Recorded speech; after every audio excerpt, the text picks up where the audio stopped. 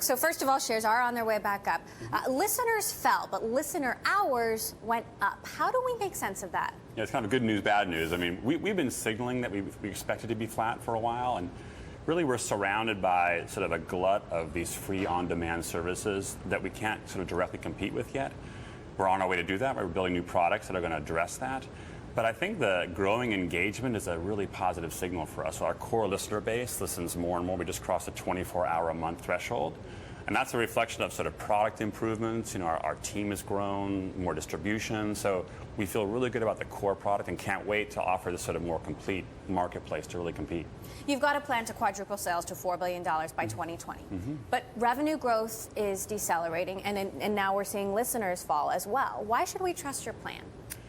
Well, let's start with the base, right? So we have about 100 million people come to Pandora every 3 months, and their listenership is growing. So north of 24 hours a month now. And we have made a huge investment in sort of back-end advertising infrastructure. Our RPMs are growing, so we're getting more and more efficient. But as we look ahead to the next period for us, as we expand the product and we're diversifying from advertising to ad subscriptions, we're going to start balancing a business where we're optimizing not just for advertising, but also for subscriptions. And look, we grew 20% year on year. I mean, I think the business is in really good shape. You've made some acquisitions of your own. You bought RDO. You're working on an on-demand service. You know, what is going to be the key differentiator, though? There are so many on-demand services out there. Apple's revamping its music business. Spotify is Spotify. What's going to make yours different? Well, we have a lot to bring to the table, and I think, you know, for starters, this isn't going to be a Me Too product. That's important to understand. You know, right now, on-demand services are basically 30 million songs in a search box, and good luck. And that's not really what you need for an average consumer. Pandora brings to this enormous listener base about which we know a ton.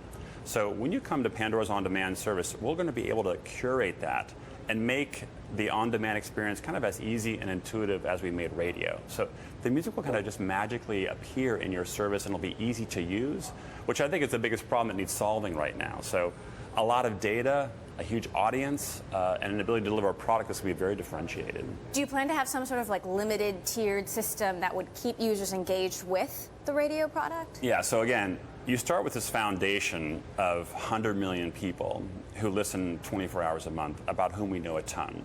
And this is about adding sort of the cross-sell and upsell opportunity. So we can speak to you in the context of your radio experience and say, oh, we've noticed this about you. You want to do this as well? Subscribe to Pandora. And we can find the right ways to hook people in. And I think the music industry, part of what's been really encouraging about our dialogue with them is they're seeing that we are incremental to the business. I think we're going to solve the biggest problem they face, which is how do you take the sort of mass population and bring them into the paying services? So what are the key sticking points with the industry, with the labels and the artists right now?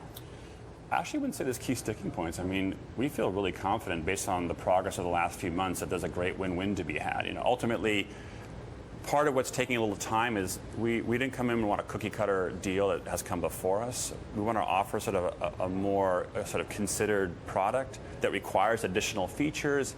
That takes some time to evangelize and explain, but I think labels are really beginning to understand the potential opportunity that we bring. There is an ongoing review of publishing royalties for streaming services. How could that impact? Well, publishing is a pretty small part of our royalty. I mean, the big piece is really on the performance side, and which is what we're negotiating directly with labels right now. And I think that we're also increasingly confident that we can sign deals that preserve the long-term economics, which is obviously very critical for us as we diversify the business. Now, shares popped on this report from the Wall Street Journal that you guys got an offer from Liberty Media, SiriusXM.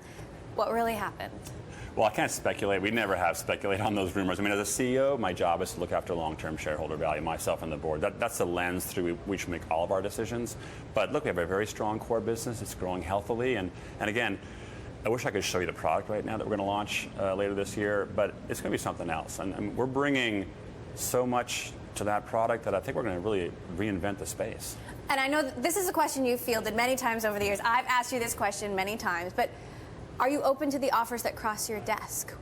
Would you ever consider selling? Well, again, my job is to look after long-term shareholder value. That is my job. It's a job of the board. We have a very strong independent board. We take all that very, very seriously, and that's how we make our decisions. We're at the height of political season, and you once told me that Pandora can tell if you're a Democrat or a Republican. How can you tell?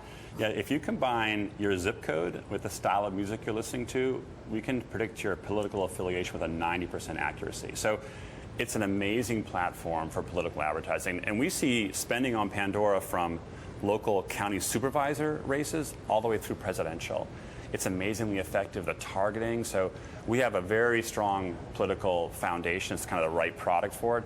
This year's been a little unusual, and we signaled that in the call, and it's sort of reflected in our second half guidance because the spending on the Republican side has been slow to mature. So we're kind of keeping an eye on that, but we expect a strong season. Well, we reported that the presidential campaign, super PACs have been spending on Pandora because of the ability to get targeted advertising. And I'm wondering if you've seen any interesting trends when it comes to political advertising and how much that has really helped the ad budget. Well, I would say that the sort of visibility of the platform in D.C. has grown tremendously and across the Republican and Democrat spectrum. So candidates are getting more and more savvy about digital. They understand it. They know how to use it.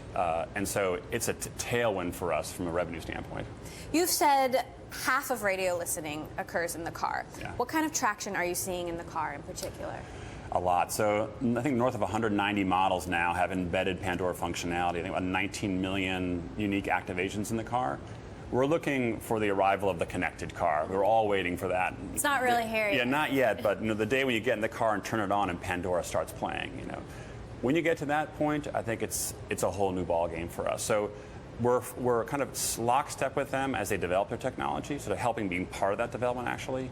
But we want to be right there for when that nirvana arrives, where the car is like a walking, rolling computer, and Pandora can just be there, sort of easy to use on the dashboard.